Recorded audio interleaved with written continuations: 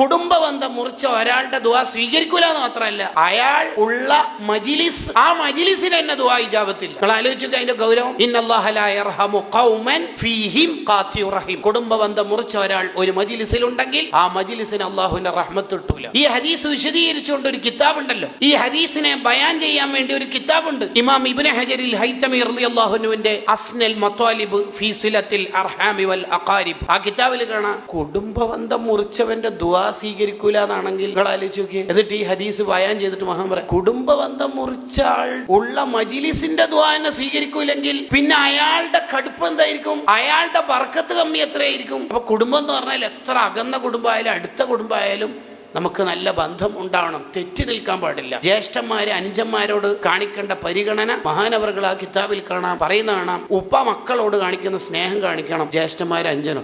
പുതിയ കട തുടങ്ങുന്നത് ചോദിച്ചിട്ട് ഞാൻ സഹായിക്കണമെന്നുണ്ടാകുന്നു, അങ്ങനല്ല. ഇളയമ മൂത്തന്മാരോട് ഉമ്മാന്റെ പരിഗണന കൊടുക്കണം. അൽ ഖാലത്തു ബിമൻസിലത്തിൽ ഉമ്മി സയ്യിദുനാ റസൂലുള്ളാഹി സ്വല്ലല്ലാഹു അലൈഹി വസല്ലം. അൽ ഖാലത്തു ബിമൻസിലത്തിൽ ഉമ്മി, മൂത്തമ്മ ഇളയമ്മമാരോട് നല്ല പരിഗണന ഉണ്ടാവണം. മൂത്താപ്പമാർ ഇളയപ്പമാർ അഥവാ ഉപ്പന്റെ ജ്യേഷ്ഠൻ അനുജൻ അവരോട് ഉപ്പക്ക് കൊടുക്കുന്ന പരിഗണന കൊടുക്കണം.